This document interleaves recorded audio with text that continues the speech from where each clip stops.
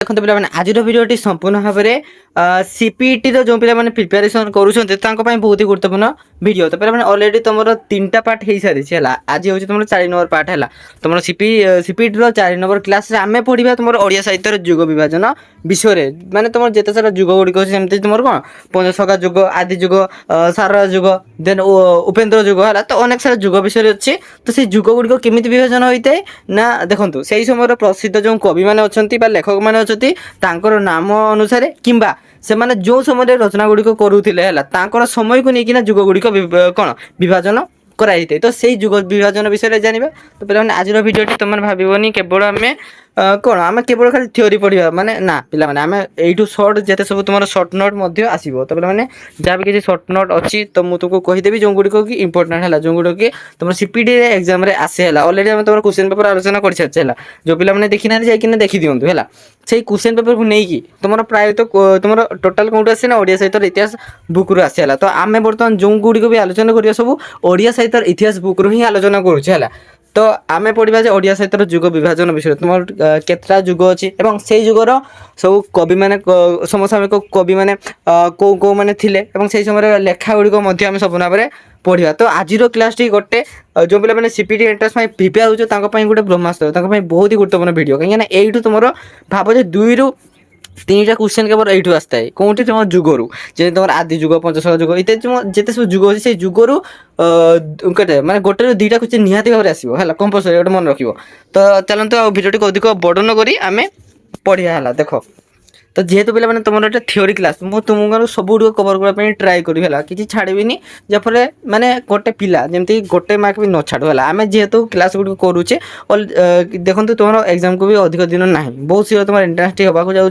तो तेणुक जितकी दिन भी अच्छी मुझे ट्राए करमी भाव तुम क्लास गुड़िक टे जल्दी जल्दी आम सारिदेवा है। तेणुक तथा देखिए आमती हो पार्छ। तो आपण मैंने एफर्ट दिंतु है ना होनी। तो पे तुम देखूँ मुझे तो क्लास गुड़िक कर दूसरी कि पाखे पहुँची पार क्लास गुड़िक है मैंने माने देखुना एत समय धरिकी तेणुक मुझे भावी भिडियोटी को अधिक बड़ भी से करते इच्छा होनी पे पाख मैंने पे धैर्य धरिकी देखुना है। तो से हो चलते देखिए तो चलो जेकोसी देश जाति वंशर इतिहास संपृक्त देश और जाति वंश सम्बन्ध सम्यक धारणा देवा परी जेकोसी साहित्य इतिहास संपृक्त साहित्य सम्बन्ध में यथेष्ट आलोकपात करें। तो निहाती भाव में गोटे माने साहित्यर गोटे इतिहास आमको कौन जना थाए जमी जेकोसी देश हो तार जाति विषय तार वंश विषय है तार माने अनेक सारा सम्यक धारणा विषय आम जानवा पाई कौटी ना इतिहास से भाव में आम साहित्यर इतिहास माने साहित्यर इतिहास कौन जानवा पाई ना साहित्यर जो जाति वंश परंपरा जहाँ भी किसी रही है साहित्यर माने आमर कौन प्राचीन काल साहित्य विषय में जानवा पाई कौटी ना साहित्यर ओडिया साहित्यर इतिहास है। सुतंगरा प्रत्येक साहित्यर एक पूर्णांग तथा निर्भुल इतिहास रहा नित्यांत आवश्यक होता है। तो निहाती भाव में यहाँ दरकार कहीं पिला मैंने देखो आम जो ओडिया साहित्य इतिहास विषय जो आम माधव पांजी हो जाऊ कि आम अशोक खाड़बेल सीरा लेख तो अनेक सारा जमी माने अनेक सारा रू जिते माने तथ्य गुड़िक सेम करा हुए तो प्राय तो हुए माने अलग अलग माधव पांजी अलग थाए अशोक सीरा लेख अलग थाए। तो सेमती तो आमर पे बहुत दुखर कथा कि आम ओडिशार प्राचीन इतिहास संपूर्ण भाव में बर्तमान सुधा मिल पारी ना है। स्वतंत्र प्रत्येक साहित्य पूर्णांग निर्भुल इतिहास एटा देखिले देख देश जाति वंशर इतिहास आलोचनार सुगमता आवश्यक विवरण को कारानुक्रमे विभिन्न विभाग विभक्त कराई सेहीपरि साहित्यर इतिहास स्थानित होगाक बरण गुड़िक कालानुक्रमिक माने काल को लेकिन है क्रम अनुसार जो भाग कराई सर्वदा आवश्यक होता है। साहित्य समाजर प्रतिच्छवि बहन करते एवं समाज में जिते कि जो प्रकार परिवर्तन घटे साहित्य ताहा प्रतिफलित होता है। तो निहाती भाव में साहित्य कौन साहित्य गोटे समाजर प्रतिच्छवि है समाज जहाँ किसी घटी थाए ताहा ही साहित्य कौन लिखि था कवि मैंने लेखक मैंने तो सहीटा ही है ताहले कौन सब प्रतिफलित होता है कौटी ना साहित्य है। तेणु विभिन्न सामाजिक राजनैतिक और अर्थनैतिक परिवेशर परिवर्तन भेदरे साहित्यर अभिमुख्यर अनुरूप परिवर्तन घटी थाए जमीती आमर माने समाज व्यवस्था कि आमर राजनैतिक स्थिति और अर्थनैतिक स्थिति से केमी थी आम केमती जानू से साहित्य मध्यम जानू बुझी कौन एक जमी नौंग दुर्भिक्ष घटी आम केमती जानू से साहित्य आकार साहित्य इतिहास ବୁଝିହେଉଛି। ଦେଖ କୌଣସି ଏକ ପରିବର୍ତ୍ତନ ଫଳରେ ସାହିତ୍ୟ ଯେଉଁଠି ନୂତନ ରୂପ ଓ ଆଭିମୁଖ୍ୟ ଗ୍ରହଣ କରେ ସମାଲୋଚକ ଗୋଷ୍ଠୀ ସେହିଠାରେ ଏକ ନୂତନ ସାହିତ୍ୟିକ ଯୁଗର ସନ୍ଧାନ ପାଇଥାନ୍ତି। ଏହିପରି ସାହିତ୍ୟ ବିଭିନ୍ନ ଯୁଗରେ ବିଭକ୍ତ ହୋଇଥାଏ ଏବଂ ନୂତନ ଅଭିମୁଖ୍ୟ ଗ୍ରହଣ କରିଥିବା ସାହିତ୍ୟର ଶୈଳୀ ଓ ଭାବ ସମ୍ପଦର ସ୍ୱତନ୍ତ୍ର ପ୍ରଦର୍ଶନ କରିବା ମଧ୍ୟ ସହଜ ହୋଇଥାଏ। ଅନ୍ୟଥା ସାହିତ୍ୟର ଯେଉଁ ଅଖଣ୍ଡ ପ୍ରବାହ ହେଲା, ସାହିତ୍ୟ କ'ଣ ପ୍ରବାହ, ସାହିତ୍ୟ ଏମିତି ବହି ବହି ଚାଲିଥାଏ ନଦୀ ଆକାରର ହେଲା, ତ ସେଇଟା ହିଁ ତା ମଧ୍ୟରେ ନୂତନତାର କ୍ଷୀର ଧାର ନିଶ୍ଚିହ୍ନ ହୋଇଥାନ୍ତା ଓ ଏହାର ସଭାକୁ ସ୍ପଷ୍ଟ ରୂପରେ ନିର୍ଦ୍ଦେଶ କରିବା ମଧ୍ୟ କଠିନ ହୋଇପଡ଼ନ୍ତା ଯଦି ସାହିତ୍ୟ ନଥାନ୍ତା। ବୁଝିହେଲା। ତ ଏହି ଦୃଷ୍ଟିକୋଣର ପ୍ରତି ସାହିତ୍ୟରେ ଯୁଗ ବିଭାଜନର ନିର୍ଦ୍ଦିଷ୍ଟ ଆବଶ୍ୟକତା ରହିଛି। ମାନେ ଯୁଗ ବିଭାଜନ ନ କଲେ ଜଣାପଡ଼ିବନି କେଉଁ ସମୟରେ କେଉଁ କବି ଗୁଡ଼ିକ ରଚନା କରିଛନ୍ତି, ମାନେ ସବୁ ଗୋଳେଇ ଘାଣ୍ଟି ହେଇଯିବ। ତେଣୁକରି ଯେହେତୁ ଯୁଗ ବିଭାଜନ କରାଯାଇଛି ତେଣୁକରି ଆମେ ଜାଣିପାରୁ ଯେମିତି ପଞ୍ଚସଖା ଯୁଗରେ ଏଇସବୁ କବି ଥିଲେ, ସାରଳା ଦାସ ଯୁଗରେ ସାରଳା ଦାସ ଥିଲେ, ତା ସହିତ ତାଙ୍କର ସମସାମୟିକ କବିମାନେ ଏଇମାନେ ଥିଲେ। ତ ସେମିତି ଅନୁସାରେ ଯୁଗ ସେଥିପାଇଁ ବିଭାଜନ କରାଯାଇଛି ହେଲା, ମାନେ ଗୋଳେଇ ଘାଣ୍ଟି ନ ହେବା ପାଇଁ। ସାହିତ୍ୟରେ ଯୁଗ ବିଭାଜନ ସତ ହୋଇଥାଏ। ପ୍ରତ୍ୟେକ ଯୁଗରେ ଏପରି ଜଣେ ଜଣେ ସାହିତ୍ୟିକଙ୍କର ଆବିର୍ଭାବ ଘଟେ ଯେ ପ୍ରଚଳିତ ଧାରାରେ ପରିବର୍ତ୍ତନ ଆନୟନ କରି ନୂତନ ଦିଗନ୍ତର ସନ୍ଧାନ ଦିଅନ୍ତି, ଯେମିତି ଆମ ସାରଳା ଦାସ ହେଲା। ତ ସେମିତି ସମକାଳୀନ ସାହିତ୍ୟର ପ୍ରତିନିଧି ରୂପେ ସେ ସମ୍ମାନ ଲାଭ କରନ୍ତି ଏବଂ ତାଙ୍କର ପରିଦର୍ଶିତ ମାର୍ଗରେ ଗତି କରି ପରବର୍ତ୍ତୀକାଳୀନ ସାହିତ୍ୟଗଣ ମଧ୍ୟ ସାହିତ୍ୟ ସୃଷ୍ଟି କରନ୍ତି। ଯେମିତିକି ଅନେକ ସାରା ପଦ୍ମଶ୍ରୀ ଉପାଧି ହେଇଯାଉ, କେନ୍ଦ୍ର ସାହିତ୍ୟ ଏକାଡେମୀ, ଓଡ଼ିଶା ସାହିତ୍ୟ ଏକାଡେମୀ, ବୁଝିହେଉଛି, ଯେଉଁ ଅନେକ ସାରା ପୁରସ୍କାର ଗୁଡ଼ିକ ଅଛନ୍ତି ଏବଂ ସେହି ସମୟରେ ଯେଉଁ କବିମାନଙ୍କୁ ପାଇଥାନ୍ତି ତ ତାଙ୍କୁ ମାନେ ଦେଖନ୍ତୁ ସେ ଗୋଟେ ଇନ୍ସପିରେସନ୍ ହେଇଯାନ୍ତି ହେଲା, ଅଲଗା ତାଙ୍କର ପରବର୍ତ୍ତୀ କବିମାନଙ୍କ ପାଇଁ। ସେହି ଯୁଗ ଜନ୍ମା ମାନେ ହିଁ ନୂତନ ଯୁଗ ସୃଷ୍ଟି କରନ୍ତି। ସେମାନଙ୍କୁ ଯୁଗ ସ୍ରଷ୍ଟା ବା ଯୁଗ ପ୍ରବର୍ତ୍ତକ ବୋଲି କୁହାଯାଇଥାଏ ଏବଂ ସେମାନଙ୍କର ନାମ ଅନୁସାରେ ସେମାନଙ୍କର ସାହିତ୍ୟ ଦ୍ୱାରା ପ୍ରଭାବିତ କାଳକୁ ନାମିତ କରାଯାଇଥାଏ। କାହାକୁ, ମାନେ ଯେଉଁଟାକି ସେହି ସମୟରେ ପପୁଲାର ବା ଯେଉଁ କ'ଣ ଯେଉଁ ପ୍ରତିଷ୍ଠା ଅର୍ଜନ କରିଥିବା ଯେଉଁ କବି ଗୁଡ଼ିକ ତାଙ୍କରି ନାମ ଅନୁସାରେ ଯୁଗକୁ କ'ଣ ଯୁଗର ନାମ ରଖାଯାଇଛି ହେଲା। ଇଂରାଜୀ ସାହିତ୍ୟରେ କ'ଣ ଚୋସର, ସେକ୍ସପିୟର ପ୍ରଭୃତି ଯୁଗୀୟ ଶ୍ରେଷ୍ଠ କବିମାନଙ୍କର ନାମ ଅନୁସାରେ ଯୁଗ ବିଭାଜନ ହୋଇଥିବାର ମଧ୍ୟ ଲକ୍ଷ୍ୟ କରାଯାଇଥାଏ। ସେକ୍ସପିୟର ଆମର କିଏ ନା ଯେମିତିକି କାଳିଦାସ ହେଲା, ସେହିପରି ଭାବରେ ଅନେକ ସାରା ଯେଉଁ କବିମାନଙ୍କର ନାମକୁ ନେଇକି ମଧ୍ୟ ଲେଖାଯାଇଛି। ଓଡ଼ିଆ ସାହିତ୍ୟରେ ମଧ୍ୟ ଉପଯୁକ୍ତ ପ୍ରଣାଳୀରେ ଯୁଗ ବିଭାଜନ ହୋଇଥିବା ଦେଖାଯାଇଥାଏ। ଏତଦ୍ ବ୍ୟତୀତ କେତେଜଣ ଓଡ଼ିଆ ସାହିତ୍ୟର ଇତିହାସକାର ଓ ସମାଲୋଚକଙ୍କର ଦ୍ୱାରା ସାହିତ୍ୟିକ ଯୁଗ ବିଭାଗୀକରଣ କରାଯାଇଛି।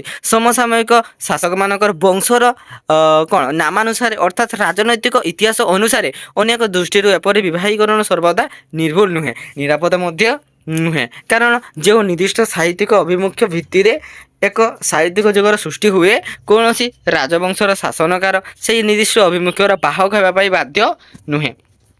ଦେଖନ୍ତୁ ପୂର୍ବାଲୋଚିତ ଓଡ଼ିଆ ସାହିତ୍ୟର ଇତିହାସ ଯେହେତୁ ଆମେ ପୂର୍ବରୁ ଆଲୋଚନା କରାଯାଇଛି, ତେଣୁ ସେହି ଗ୍ରନ୍ଥ ଗୁଡ଼ିକର ଐତିହାସିକ କ'ଣ ଓଡ଼ିଆ ସାହିତ୍ୟର ପ୍ରାରମ୍ଭ କାଳ ଯେତେବେଳେ ଆରମ୍ଭ ହୋଇଥିଲା ସେତେବେଳୁ ସାମ୍ପ୍ରତିକ କାଳ ପର୍ଯ୍ୟନ୍ତ, ମାନେ ବର୍ତ୍ତମାନ କାଳ ପର୍ଯ୍ୟନ୍ତ ବ୍ୟାପ୍ତ ସାହିତ୍ୟିକ ସୃଷ୍ଟିକୁ ଯେଉଁ ଯୁଗ ବିଭାଗରେ ବିଭକ୍ତ କରିଛନ୍ତି ତାର ଏକ ସଂକ୍ଷିପ୍ତ ଆଲୋଚନା କରାଯାଇପାରେ ଏବଂ ପ୍ରସ୍ତୁତ ସାହିତ୍ୟରେ ଇତିବୃତ୍ତି ଗ୍ରନ୍ଥକୁ ଆଲୋଚନା ଦୃଷ୍ଟିରୁ ଅଧିକ ସୁଗମ କରିବା ପାଇଁ ଯେଉଁ ଯୁଗ ବିଭାଗୀକରଣର ସାହାଯ୍ୟ ନିଆଯାଇଛି ତାର ରୂପରେଖ ସମ୍ବନ୍ଧରେ ଯତ୍ କିଛି ସୂଚନା ପ୍ରଦାନ କରାଯାଇପାରେ ହେଲା। ହଣ୍ଟର ସାହେବ ନିଜର ପୁସ୍ତକର ଦ୍ୱିତୀୟ ଭାଗରେ ପରିଶିଷ୍ଟରେ ଯେଉଁ କବି ତାଲିକା ପ୍ରଦାନ କରିଥିଲେ, ମାନେ ସିଏ ଯୁଗ ବିଭାଜନ କରିଦେଇଛନ୍ତି। କିଛି କବି ଲେଖିଛନ୍ତି ଯେ ସେମାନେ ଏଇ ଯୁଗର କବି, ଆଉ କିଛି କବି ଲେଖିଛନ୍ତି ସେମାନେ ଏଇ ଯୁଗର କବି, ସେମିତି ସିଏ କ'ଣ ତାଲିକା କରିଛନ୍ତି ହେଲା।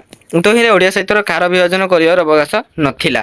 ଭାଷାବିତ୍ ଡିମ୍ସ ସାହେବ ମଧ୍ୟ କେତେକ ପ୍ରାଚୀନ କବି ଓ ସେମାନଙ୍କର ରଚନାବଳୀର ତାଲିକା ପ୍ରସ୍ତୁତ କରିବା ସମୟରେ ଯୁଗ ବିଭାଗୀକରଣ ନିମନ୍ତେ ମଧ୍ୟ ଚିନ୍ତା କରିନଥିଲେ। ଶ୍ରୀ ଗୋବିନ୍ଦ ଚନ୍ଦ୍ର ମହାପାତ୍ର ଯେଉଁ କବିଙ୍କର ଜୀବନୀ ଓ ସେମାନଙ୍କର ରଚନାର ପରିଚୟ ଦେଇଥିଲେ ତାର ଶୀର୍ଷକ ଥିଲା ଯେ ପ୍ରାଚୀନ କବିଙ୍କର ବୃତ୍ତାନ୍ତ ହେଲା। ସେହି ସମୟରେ ଏଥିରେ ସେ ତେଣୁ ଯୁଗ ବିଭାଗର ଆବଶ୍ୟକତା ଅନୁଭବ କରିନଥିଲେ। ଶ୍ରୀ ମନମୋହନ ଚକ୍ରବର୍ତ୍ତୀଙ୍କର ପ୍ରବନ୍ଧ ଖୁବ୍ ମହତ୍ତ୍ୱପୂର୍ଣ୍ଣ ହେଲେ ଏହାର ସଂକୀର୍ଣ୍ଣ ପରିସର ମଧ୍ୟରେ କାଳ ବିଭାଜନ କରିବା ତାଙ୍କ ପକ୍ଷରେ ସମ୍ଭବ ନଥିଲା। ଫକୀରମୋହନ ସେନାପତିଙ୍କର ଉତ୍କଳ ଭାଷାର ଭୂତ ଓ ଭବିଷ୍ୟତ ପ୍ରବନ୍ଧରେ ସର୍ବପ୍ରଥମେ ରାଜନୈତିକ ବିବର୍ତ୍ତନକୁ ନେଇ ଯୁଗ ବିଭାଗୀକରଣ ହୋଇଛି, ଯଥା ମରହଟ୍ଟା ଯୁଗ, ମୁସଲମାନ ଯୁଗ, ତା ସହିତ ଇଂରାଜୀ ଯୁଗ ଓ ରେଭେନ୍ସା ଯୁଗ ହେଲା।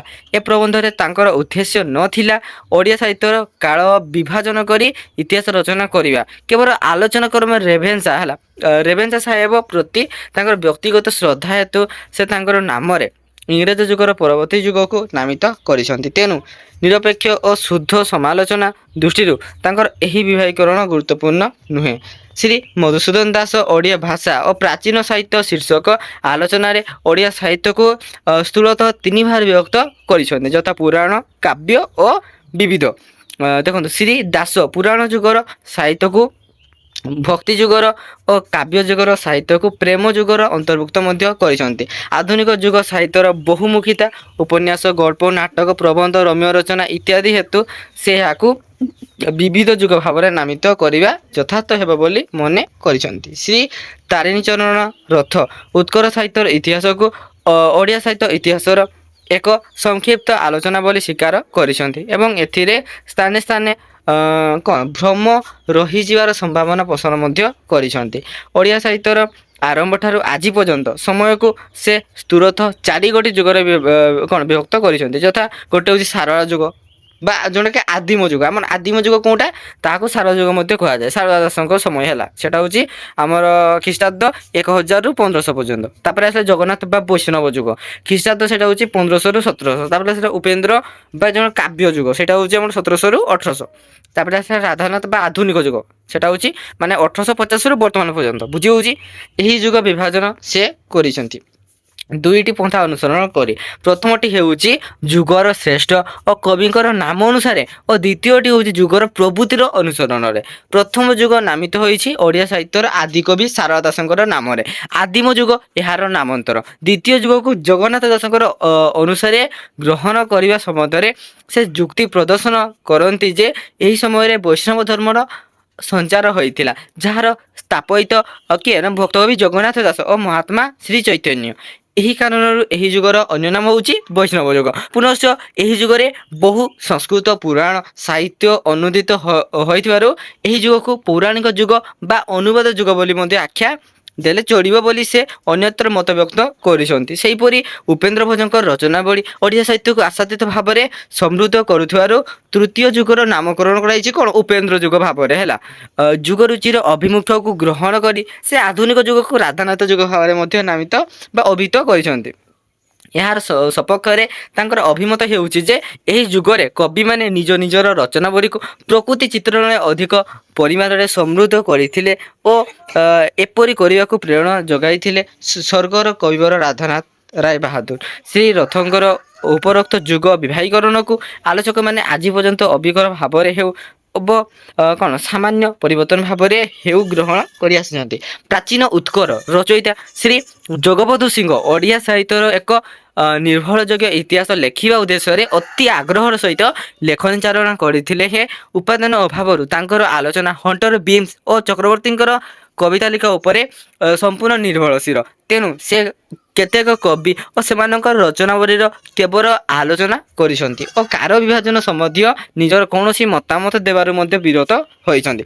ଦେଖ, କବି ଜୀବନୀ ନାମରେ ଆତ୍ମପ୍ରକାଶ କରିଥିବା ଶ୍ରୀ କିଏ ନା ଅପର୍ଣ୍ଣା ପଣ୍ଡାଙ୍କର ଉତ୍କଳ ସାହିତ୍ୟର ଇତିହାସର ଦ୍ୱିତୀୟ ଖଣ୍ଡର ମୁଖବନ୍ଧରେ ସେ ଓଡ଼ିଆ ସାହିତ୍ୟକୁ ତିନି ଭାଗରେ ବିଭକ୍ତ କରିଛନ୍ତି, ଯଥା ଗୋଟେ ହେଉଛି ପୌରାଣିକ ଯୁଗ, କାବ୍ୟ ଯୁଗ, ଗୋଟେ ଅନୁବାଦ ଯୁଗ। କିଏ କରିଛନ୍ତି ନା ଆମର ଶ୍ରୀ ଅପର୍ଣ୍ଣା ପଣ୍ଡା। ମନେ ରଖିବ, ଶ୍ରୀ ଅପର୍ଣ୍ଣା ପଣ୍ଡା ଆମର ମାନେ ଓଡ଼ିଆ ସାହିତ୍ୟକୁ ତିନି ଭାଗରେ ବିଭକ୍ତ କରିଛନ୍ତି। ଗୋଟେ ହେଲା ପୌରାଣିକ ଯୁଗ, କାବ୍ୟ ଯୁଗ ଆଉ ଗୋଟେ ଅନୁବାଦ ଯୁଗ, ତାକୁ ଉପନ୍ୟାସ ଯୁଗ ମଧ୍ୟ କୁହାଯାଇଥାଏ।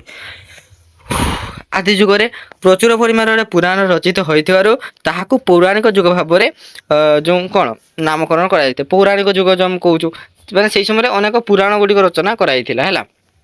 ତା ପରବର୍ତ୍ତୀ ମଧ୍ୟଯୁଗରେ ମୁଖ୍ୟତଃ କାବ୍ୟ ରଚିତ ହୋଇଥିବାରୁ ତାହାକୁ କାବ୍ୟ ଯୁଗ ଭାବରେ ତାକୁ ଯେଉଁ କାବ୍ୟ ଯୁଗ, ସେଟା କାବ୍ୟ ରଚିତ ହେଉଥିଲା କାବ୍ୟ ଯୁଗ, ପୁରାଣ ରଚିତ ହେଉଥିଲା ପୁରାଣ ଯୁଗ। ଆଉ ଇଂରେଜ ଯୁଗରେ ଅନୁବାଦ ସାହିତ୍ୟ ଓ ଉପନ୍ୟାସ ରଚନାକୁ ଲକ୍ଷ୍ୟ କରି ଅନୁବାଦ ଯୁଗ ଭାବରେ ଯେଉଁ ଇଂରେଜୀ ଯୁଗ ହେଲା, ଯେତେବେଳେ ଇଂରେଜମାନେ ଆସିଥିଲେ ଶାସନ କରୁଥିଲେ ତ ସେଇ ଯୁଗକୁ କୁହାଯାଉଥିଲା କ'ଣ ଉପନ୍ୟାସ ଯୁଗ ସେତିକି ବା ଅନୁବାଦ ଯୁଗ। ତାଙ୍କର ମତରେ ପୌରାଣିକ ଯୁଗର ଆରମ୍ଭ ଆଦି କବି ସାରଳା ଦାସଙ୍କ ଠାରୁ, କାବ୍ୟ ଯୁଗର ଆରମ୍ଭ କବି ଶିରୋମଣି ଉପେନ୍ଦ୍ର ଭଞ୍ଜଙ୍କ ଠାରୁ ଏବଂ ଆଧୁନିକ ଯୁଗର ଆରମ୍ଭ କବି ପ୍ରବର ରାଧାନାଥ ରାୟଙ୍କ ଠାରୁ ହୋଇଥିଲା। ଆଧୁନିକ ଯୁଗର ଆରମ୍ଭ କାହା ଦ୍ୱାରା ହେଇଥିଲା? ପିଲାମାନେ ନୋଟ୍ କର, ନୋଟ୍ ଖାତା ଗୋଟେ ରଖ ଆଉ ଗୋଟେ ପେନ୍ ରଖ, ମୁଁ ଯେଉଁଗୁଡ଼ିକ କହୁଛି ଇମ୍ପୋର୍ଟାଣ୍ଟ ଲାଗୁଛି ସେଗୁଡ଼ା ଲେଖିବ ହେଲା। ରାଧାନାଥ ରାୟ ଆମର ଆଧୁନିକ ଯୁଗର ଆରମ୍ଭ ହୋଇଥିଲା ରାଧାନାଥଙ୍କ ଠାରୁ ହେଲା। ଆଉ ଆଦି ଯୁଗର ଆରମ୍ଭ ହୋଇଥିଲା ସାରଳା ଦାସଙ୍କ ଠାରୁ। ଯୁଗ ବିଭାଗୀକରଣ କ୍ଷେତ୍ରରେ ସେ ମୋଟାମୋଟି ଭାବରେ ତାରିଣୀଚରଣଙ୍କୁ ଅନୁସରଣ କରିଛନ୍ତି। ଶ୍ରୀ ବିଜୟ ଚନ୍ଦ୍ର ମଜୁଦାର ଟାଇପିକାଲ କ'ଣ ସିଲେକ୍ସନ୍ ଫ୍ରମ୍ ଓଡ଼ିଶା ଲିଟରେଚରର ମୁଖବନ୍ଧରେ ଓଡ଼ିଆ ସାହିତ୍ୟକୁ ସେ 4 ବିଭାଗରେ ବିଭକ୍ତ କରିଛନ୍ତି। ଓ ପ୍ରଥମ ବିଭାଗ ହେଉଛି ଖ୍ରୀଷ୍ଟାବ୍ଦ 1450ରୁ 1568, ଦ୍ୱିତୀୟ ବିଭାଗ ଖ୍ରୀଷ୍ଟାବ୍ଦ ହେଉଛି 1568ରୁ କେତେ 1650 ପର୍ଯ୍ୟନ୍ତ ହେଲା। ସେହିପରି ଭାବରେ ତୃତୀୟ ବିଭାଗ ହେଉଛି ଆମର ଖ୍ରୀଷ୍ଟାବ୍ଦ 1650ରୁ 1803 ପର୍ଯ୍ୟନ୍ତ ଓ ଚତୁର୍ଥ ବିଭାଗ ହେଉଛି ଆମର 1803ରୁ ଆଲୋଚ୍ୟ ଗ୍ରନ୍ଥର ପ୍ରକାଶନ କାଳ ପର୍ଯ୍ୟନ୍ତ ହେଲା। ତାଙ୍କର ଆଲୋଚନାର ସୀମା କେଶବ କୈଲି ଠାରୁ ସୋନପୁରର ରାଜା ପ୍ରତାପ ରୁଦ୍ର ସିଂହଦେବଙ୍କର ସମୟ ମଧ୍ୟରେ ଆବଦ୍ଧ ହୋଇଥିଲା। ଶ୍ରୀ ମଜୁମଦାର ଥିଲେ ଓଡ଼ିଆ ସାହିତ୍ୟର ଜଣେ ଦ୍ୱେଷପୂର୍ଣ୍ଣ ସମାଲୋଚକ। ସେ ଓଡ଼ିଆ ସାହିତ୍ୟ ଓ ସଂସ୍କୃତି ସମ୍ବନ୍ଧରେ ବିଶେଷ ଜ୍ଞାନ ଆହରଣ ନ କରି ଏବଂ ଏହାର ଗୌରବମୟ ପରମ୍ପରା ପ୍ରତି ଈର୍ଷା ପୋଷଣ କରି ଏ ସମ୍ପର୍କରେ ସର୍ବଦା ଅନୁଦାର ମତ ପୋଷଣ କରୁଥିଲେ। ତାଙ୍କର ମତରେ 1450 ଖ୍ରୀଷ୍ଟାବ୍ଦ ପୂର୍ବରୁ ଓଡ଼ିଆ ସାହିତ୍ୟର ସତ୍ତା ନଥିଲା। ତେଣୁ ଓଡ଼ିଆ ସାହିତ୍ୟର ଆଦି ଯୁଗ 1950 ଖ୍ରୀଷ୍ଟାବ୍ଦ ଠାରୁ ଆରମ୍ଭ ବୋଲି ସେ ଗ୍ରହଣ କରିନେଇଛନ୍ତି।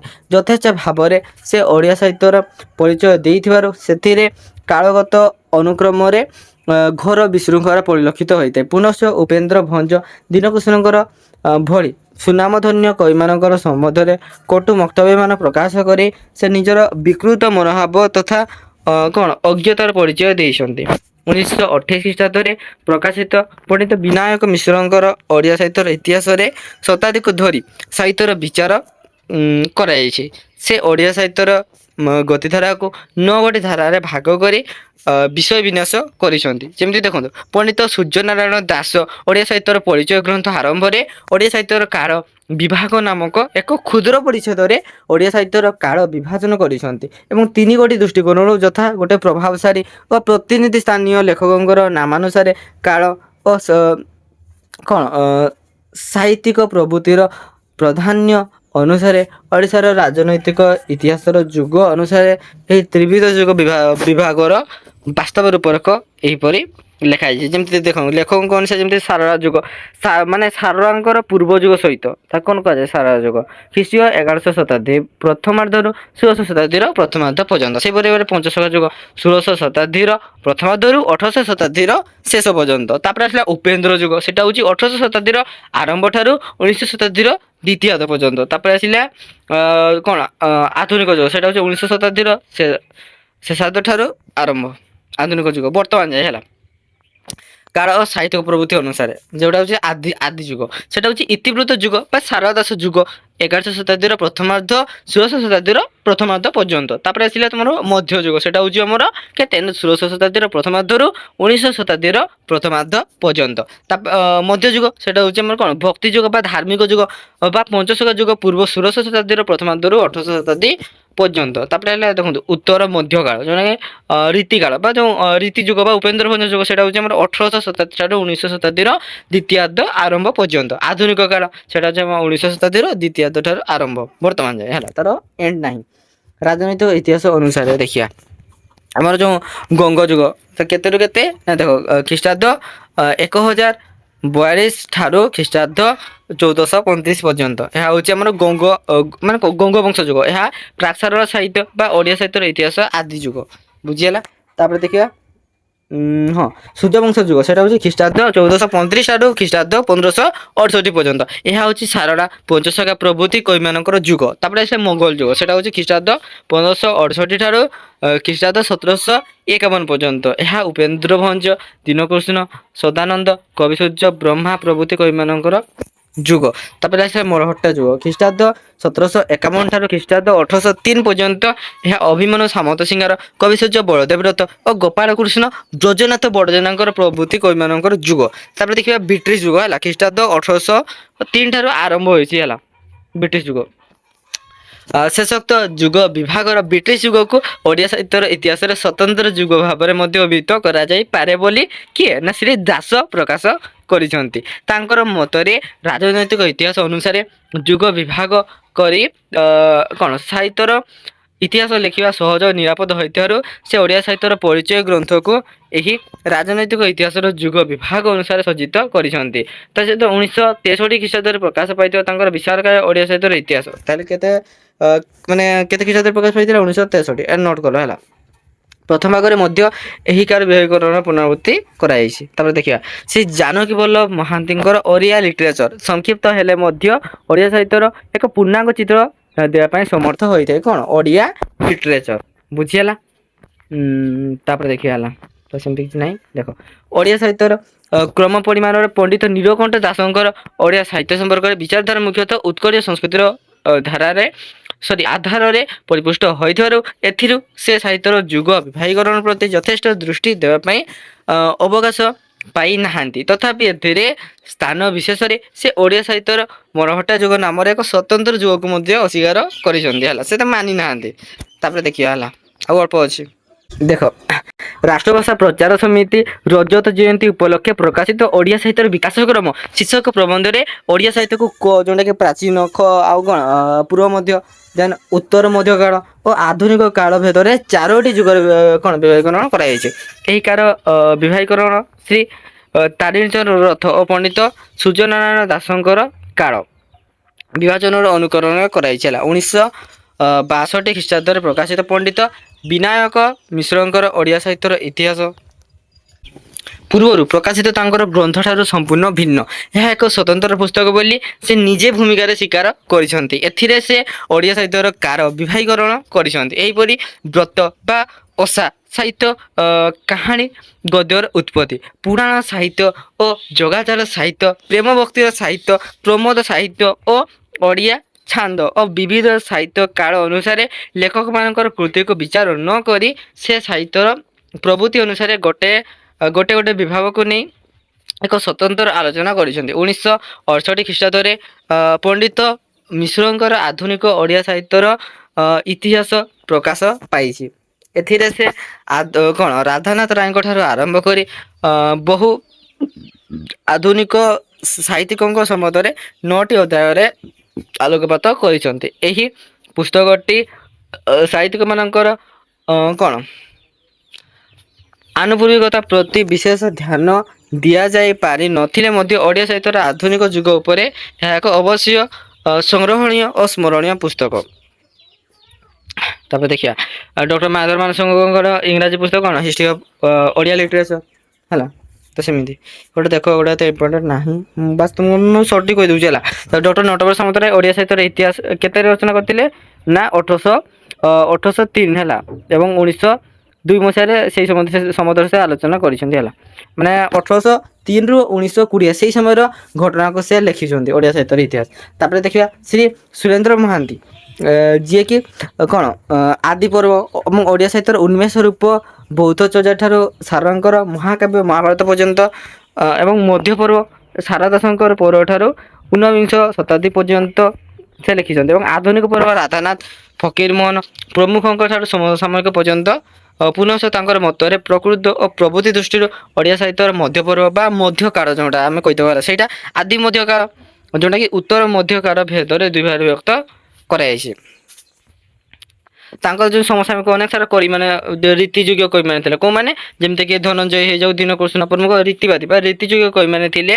ତ ତାଙ୍କର କ'ଣ କହିବି କବି ପର୍ଯ୍ୟନ୍ତ ପ୍ରାୟ 2 ଶତାବ୍ଦୀ କାଳ ଆଦି ମଧ୍ୟକାଳର ଅନ୍ତର୍ଭୁକ୍ତ ଏବଂ ଦୀନକୃଷ୍ଣଙ୍କ ପରଠାରୁ ସାହିତ୍ୟର ଆଦି ପର୍ବକୁ ଓ ଓଡ଼ିଆ ସାହିତ୍ୟର ମଧ୍ୟପର୍ବ ଆଦି ମଧ୍ୟକାଳକୁ ଘେନି ଲିଖିତ ହୋଇଅଛି। 1978 ଖ୍ରୀଷ୍ଟାବ୍ଦରେ ପ୍ରକାଶିତ ତାଙ୍କର ଓଡ଼ିଆ ସାହିତ୍ୟର କ୍ରମ ବିକାଶ ଗ୍ରନ୍ଥରେ ମଧ୍ୟ ଏହି ପ୍ରକାର ଯୁଗ ବିଭାଜନର ଆଶ୍ରୟ ମଧ୍ୟ ନିଆଯାଇ ବିଷୟ ବିନ୍ୟାସ କରାଯାଇଛି ହେଲା। ତାପରେ ଦେଖ ଆମର ଆଦି ଯୁଗ ବିଷୟରେ ଆସିଲା। ଏହାର ବ୍ୟାପ୍ତି ଖ୍ରୀଷ୍ଟୀୟ 8ମ ଶତାବ୍ଦୀ ଠାରୁ କେତେ 1400 ଶତାବ୍ଦୀ ଶେଷ ପର୍ଯ୍ୟନ୍ତ। ସାରଳା ଯୁଗ କେତେ ଖ୍ରୀଷ୍ଟାବ୍ଦ 1500 ଶତାବ୍ଦୀ। ପଞ୍ଚସଖା ଯୁଗ ଖ୍ରୀଷ୍ଟାବ୍ଦ 1600 ଶତାବ୍ଦୀ ଠାରୁ ଆରମ୍ଭ କରି 1650 ଶତାବ୍ଦୀ ପର୍ଯ୍ୟନ୍ତ। ରୀତି ଯୁଗ 1650 ଶତାବ୍ଦୀ ଠାରୁ ଆରମ୍ଭ କରି 1850 ଶତାବ୍ଦୀ ପର୍ଯ୍ୟନ୍ତ ହେଲା। ତାପରେ ଦେଖିବା ଆମର ଆଧୁନିକ ଯୁଗ ହେଉଛି 1850 ଶତାବ୍ଦୀ ଠାରୁ ସାମ୍ପ୍ରତିକ କାଳ ପର୍ଯ୍ୟନ୍ତ। ଆଉ ଥରେ ଦେଖିଦେବା। ଦେଖ ଆଦି ଯୁଗ ହେଉଛି କେତେ ନା ପ୍ରଥମ ଯେଉଁଟା ସାରଳା ଯୁଗ ହେଲା ସେଟା ହେଉଛି ଖ୍ରୀଷ୍ଟାବ୍ଦ 8ମରୁ 1400 ପର୍ଯ୍ୟନ୍ତ। ସାରଳା ଯୁଗ ହେଉଛି ଆମର କେତେ 1500 ଶତାବ୍ଦୀ ହେଲା। ଆଦି ପରେ ସାରଳା ପରେ ଆସିଲା ପଞ୍ଚସଖା ହେଉଛି ଆମର 1600ରୁ 1650 ହେଲା। 1600ରୁ 1650 ଦେନ୍ ଆସିଲା ରୀତିଯୁଗ ହେଉଛି ଆମର 1650ରୁ 1850 ରୀତିଯୁଗ। ତାପରେ ଆସିଲା ବର୍ତ୍ତମାନ ଆଧୁନିକ ଯୁଗ, ସେଟା ହେଉଛି ଆମର କେତେ ନା ଆମର 1850 ଶତାବ୍ଦୀ ଠାରୁ ସାମ୍ପ୍ରତିକ କାଳ ପର୍ଯ୍ୟନ୍ତ। ଦେଖ ସାହିତ୍ୟର ଗତି ପ୍ରକୃତି ଓ ବିଶେଷତ୍ୱ ଦିଗରୁ ବିଚାର କରି ସେ ଓଡ଼ିଆ ସାହିତ୍ୟର ଆଧୁନିକ ଯୁଗକୁ କେତୋଟି ଉପଭାଗରେ ବିଭକ୍ତ କରିଛନ୍ତି, ଯଥା ରାଧାନାଥ ଯୁଗ, ସତ୍ୟବାଦୀ ଯୁଗ, ସବୁଜ ଯୁଗ, ପ୍ରଗତି ଯୁଗ ଓ ଅତ୍ୟାଧୁନିକ ଯୁଗ। ଓଡ଼ିଆ ସାହିତ୍ୟର ସଂକ୍ଷିପ୍ତ ପରିଚୟରେ ସେ ଏହି ଯୁଗ ବିଭାଜନକୁ ମୋଟାମୋଟି ଗ୍ରହଣ କରି ନେଇଛନ୍ତି। କେବଳ ସାହିତ୍ୟ ସୃଷ୍ଟି କାଳକୁ ଅର୍ଥାତ୍ ଆଦି ଯୁଗର ଆରମ୍ଭକୁ ଖ୍ରୀଷ୍ଟୀୟ ଅଷ୍ଟମ ଶତାବ୍ଦୀ ପରିବର୍ତ୍ତେ ଖ୍ରୀଷ୍ଟୀୟ ନବମ ଶତାବ୍ଦୀ ଭାବରେ ଗ୍ରହଣ କରିଅଛନ୍ତି। ଡକ୍ଟର ଆଚାର୍ଯ୍ୟଙ୍କର ଯୁଗ ବିଭାଗୀକରଣ ଅଧ୍ୟାପକ, ଛାତ୍ରଛାତ୍ରୀ ଓ ସମାଲୋଚକମାନଙ୍କ ଦ୍ୱାରା ବହୁ ଆଦୃତ। ତାପରେ ଦେଖ ଡକ୍ଟର ବଂଶୀଧର ମହାନ୍ତି ସ୍ୱରଚିତ ଓଡ଼ିଆ ସାହିତ୍ୟର ଇତିହାସରେ ଓଡ଼ିଆ ସାହିତ୍ୟର ଯୁଗ ବିଭାଜନ ସମ୍ପର୍କରେ ଆଲୋଚନା କରି ନାହାନ୍ତି। ପ୍ରଥମ ଭାଗର ଭୂମିକାରେ ସେ ପ୍ରକାଶ କରିଛନ୍ତି ଯେ ପ୍ରଥମ ଖଣ୍ଡରେ ପ୍ରାକ୍ ସାରଳା ସାହିତ୍ୟ ପ୍ରକାଶିତ ହେଲା। ପରବର୍ତ୍ତୀ ଖଣ୍ଡମାନଙ୍କରେ ସାରଳା ଯୁଗ, ପଞ୍ଚସଖା ଯୁଗ ଓ କାବ୍ୟ ଯୁଗ ଓ ଆଧୁନିକ ଯୁଗ ସାହିତ୍ୟର ଇତିହାସ ଦେବା ପାଇଁ ଚେଷ୍ଟା କରାଯିବ।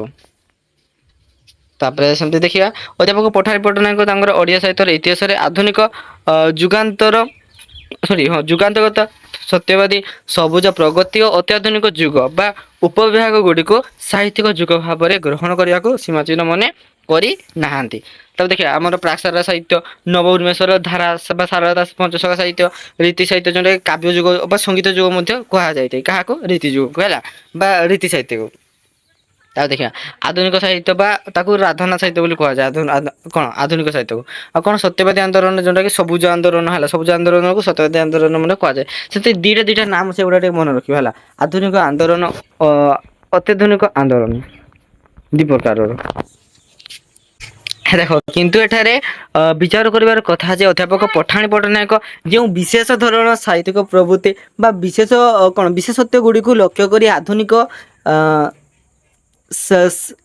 ସାହିତ୍ୟାନ୍ତଗତ ସତ୍ୟବାଦୀ, ସବୁଜ, ପ୍ରଗତି, ଅତ୍ୟାଧୁନିକ ପର୍ଯ୍ୟାୟ ଗୁଡ଼ିକୁ ସାମୟିକ ସାହିତ୍ୟିକ ଆନ୍ଦୋଳନ ଭାବରେ ଗ୍ରହଣ କରିଛନ୍ତି, ସେହି ବିଶେଷ ଧରଣର ସାହିତ୍ୟିକ ପ୍ରବୃତ୍ତି ବା ବିଶେଷତ୍ୱ ଗୁଡ଼ିକ ଯୋଗୁଁ ଏହି ପର୍ଯ୍ୟାୟ ଗୁଡ଼ିକ ଉପଯୁଗ, ଯଥାକି ସତ୍ୟବାଦୀ ଉପଯୁଗ ଏବଂ ସବୁଜ ଉପଯୁଗ ଇତ୍ୟାଦି ଭାବରେ ବା ସାହିତ୍ୟ ଯଥା ସତ୍ୟବାଦୀ ସାହିତ୍ୟ, ସବୁଜ ସାହିତ୍ୟ ଇତ୍ୟାଦି ଭାବରେ ମଧ୍ୟ ଗ୍ରହଣ କରାଯାଇପାରିବ। ଏହି ବିଶେଷ ଧରଣର ସାହିତ୍ୟକୁ ବ୍ୟାପ୍ତିର ସ୍ୱଳ୍ପତା ଇତ୍ୟାଦି ବିଭିନ୍ନ କାରଣରୁ ସ୍ୱତନ୍ତ୍ର ଯୁଗର ମର୍ଯ୍ୟାଦା ଦେବାରେ ଯଦି କିଛି ବାଧା ଥାଏ, ତେବେ ତାକୁ ପୂର୍ବୋକ୍ତ ମତେ ଉପଯୁଗ ବା ସାହିତ୍ୟ ଭାବରେ ମଧ୍ୟ ଗ୍ରହଣ କରାଯାଇପାରିବ। ସୁତରାଂ ଆଲୋଚନାର ସୌକର୍ଯ୍ୟ ନିର୍ମିତ ଓଡ଼ିଆ ସାହିତ୍ୟର ଯୁଗ ବିଭାଜନ ନିମ୍ନୋକ୍ତ ପ୍ରକାରେ କରାଯାଇପାରେ। ପ୍ରାରମ୍ଭିକ ଯୁଗ ବା ପ୍ରାକ୍ ସାରଳା ଯୁଗ ଖ୍ରୀଷ୍ଟୀୟ ଅଷ୍ଟମ ନବମ ଶତାବ୍ଦୀ ଠାରୁ 1400 ଶତାବ୍ଦୀର ଶେଷ ପର୍ଯ୍ୟନ୍ତ 1801 ଏବଂ 1400 ଖ୍ରୀଷ୍ଟାବ୍ଦ। ସାରଳା ଯୁଗ ଖ୍ରୀଷ୍ଟୀୟ 1500 ଶତାବ୍ଦୀ 1401 ଓ 1500 ଖ୍ରୀଷ୍ଟାବ୍ଦ। ଆଦି ବା ମଧ୍ୟଯୁଗ ବା ପଞ୍ଚସଖା ଯୁଗ ହେଉଛି ଖ୍ରୀଷ୍ଟୀୟ 1600 ଶତାବ୍ଦୀ ଠାରୁ ଆରମ୍ଭ ଏବଂ 1700 ଶତାବ୍ଦୀର ପ୍ରଥମାର୍ଦ୍ଧ ପର୍ଯ୍ୟନ୍ତ 1501 ଓ 1650 ଖ୍ରୀଷ୍ଟାବ୍ଦ। ଦେନ୍ ଉତ୍ତର ମଧ୍ୟଯୁଗ ବା ରୀତି ଯୁଗ ବା ଭଞ୍ଜ ଯୁଗ ହେଉଛି ଖ୍ରୀଷ୍ଟୀୟ 1700 ଶତାବ୍ଦୀର ଦ୍ୱିତୀୟାର୍ଦ୍ଧରୁ 1900 ଶତାବ୍ଦୀର ଅଷ୍ଟମ ଦଶକ ପର୍ଯ୍ୟନ୍ତ 1651 ଓ 1880 ଖ୍ରୀଷ୍ଟାବ୍ଦ ଏବଂ ଆଧୁନିକ ଯୁଗ ଯେଉଁଟାକି ଆମର 1880 ଖ୍ରୀଷ୍ଟାବ୍ଦରୁ ସାମ୍ପ୍ରତିକ କାଳ ପର୍ଯ୍ୟନ୍ତ। ଏହି ଯୁଗର ବିବିଧ ସାହିତ୍ୟିକ ପ୍ରବୃତ୍ତି ଓ ବିଶେଷତ୍ୱକୁ ବିଚାରକୁ ନେଇ ଏହାକୁ ପ୍ରାକ୍ ସାରଳା ସାହିତ୍ୟ ଓ ସ୍ୱାଧୀନତାର ସାହିତ୍ୟ ଭାବରେ ମଧ୍ୟ ଦୁଇ ଭାଗରେ ବିଭକ୍ତ କରାଯାଇପାରେ। ପ୍ରାକ୍ ସ୍ୱାଧୀନତା ସାହିତ୍ୟ ଯେଉଁଟାକି 1880 ଖ୍ରୀଷ୍ଟାବ୍ଦରୁ 1947 ଖ୍ରୀଷ୍ଟାବ୍ଦ ପର୍ଯ୍ୟନ୍ତ ଏହାର ଉପବିଭାଗ ଗୁଡ଼ିକ ହେଉଛି ଗୋଟେ ନବଚେତନାର ସାହିତ୍ୟ 1880 ଖ୍ରୀଷ୍ଟାବ୍ଦରୁ 1910 ଖ୍ରୀଷ୍ଟାବ୍ଦ ପର୍ଯ୍ୟନ୍ତ। ଦେନ୍ ଆସିଲା ସତ୍ୟବାଦୀ ସାହିତ୍ୟ ଯେଉଁଟାକି 1910 ଖ୍ରୀଷ୍ଟାବ୍ଦରୁ 1921 ଖ୍ରୀଷ୍ଟାବ୍ଦ ପର୍ଯ୍ୟନ୍ତ। ଦେନ୍ ସବୁଜ ସାହିତ୍ୟ সেটা হচ্ছে আমার 1921 খ্রিস্টাব্দରୁ 1935 খ্রিস্টাব্দ পর্যন্ত। প্রগতিবাদী সাহিত্য 1935 খ্রিস্টাব্দରୁ 1947 খ্রিস্টাব্দ পর্যন্ত। স্বাধীনতার সাহিত্য 1947 খ্রিস্টাব্দରୁ ଆଜି ପର୍ଯ୍ୟନ୍ତ ଏହାକୁ ସାମ୍ପ୍ରତିକ ସାହିତ୍ୟ ନାମରେ ମଧ୍ୟ ନାମିତ କରାଯାଇପାରେ। ଦେଖ ଆଲୋଚନାର ସୁକରତା ଦୃଷ୍ଟିରୁ 150 ବର୍ଷ ବ୍ୟାପ୍ତ ପଞ୍ଚସଖା ଯୁଗକୁ ପଞ୍ଚସଖା ଯୁଗ ଯେଉଁଟାକି ଆମର 1500ରୁ 1570 ପଞ୍ଚସଖା ଯୁଗ ହେଲା ଏବଂ ପଞ୍ଚସଖା କ'ଣ ଦେଖନ୍ତୁ ପଞ୍ଚସଖତର ଯୁଗ ଯେଉଁଟାକି 1570ରୁ 1550 ଖ୍ରୀଷ୍ଟାବ୍ଦ ଭାବରେ ଦୁଇ ଭାଗରେ ବିଭକ୍ତ କରାଯାଇପାରେ। ସ୍ୱାଧୀନତାର ସାହିତ୍ୟ ବା ସାମ୍ପ୍ରତିକ ସାହିତ୍ୟକୁ କେହି ଅତ୍ୟାଧୁନିକ ସାହିତ୍ୟ ନାମରେ ମଧ୍ୟ ନାମିତ କରିଛନ୍ତି।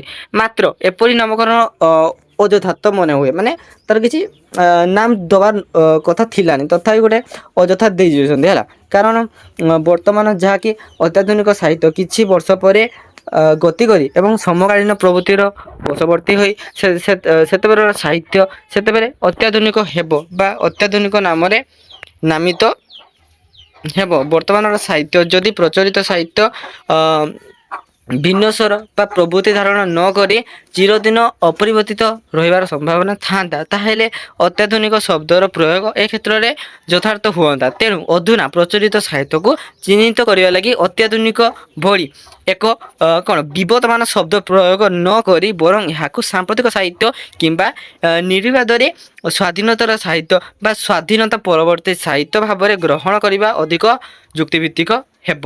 ଉତ୍ତର ଆଧୁନିକ ସାହିତ୍ୟ ନାମକରଣ ସେହିପରି ବିବାଦମାନ ଓ ପ୍ରମାଦପୂର୍ଣ୍ଣ ମନେ ହୁଏ। ଏ ଦୃଷ୍ଟିରୁ ପ୍ରାକ୍ ସ୍ୱାଧୀନତା ସାହିତ୍ୟକୁ ଯେପରି ବିଭିନ୍ନ ବିଭାଗରେ ବିଭକ୍ତ କରାଯାଇଛି, ସେହିପରି ଭବିଷ୍ୟତରେ ସ୍ୱାଧୀନତା ପରବର୍ତ୍ତୀ ସାହିତ୍ୟକୁ ବିଭିନ୍ନ କାଳଖଣ୍ଡରେ ରୁଚି ସ୍ୱର ଓ ବିଶେଷତ୍ୱ ବିଚାରରେ ଭିନ୍ନ ଭିନ୍ନ ପର୍ଯ୍ୟାୟରେ ବିଭକ୍ତ କରାଯାଇପାରିବ। ଫଳରେ କାଳାନୁକ୍ରମିକ ସାହିତ୍ୟାଲୋଚନା ସୁଗମ ହେବ। ତ ପିଲାମାନେ ଆଜିର ଭିଡ଼ିଓଟି ଏଇଠି ରଖୁଛି, ଦେଖାବା ଗୋଟେ ନେକ୍ସଟ ଭିଡ଼ିଓ ମାଧ୍ୟମରେ। ଧନ୍ୟବାଦ, ଜୟ ଜଗନ୍ନାଥ।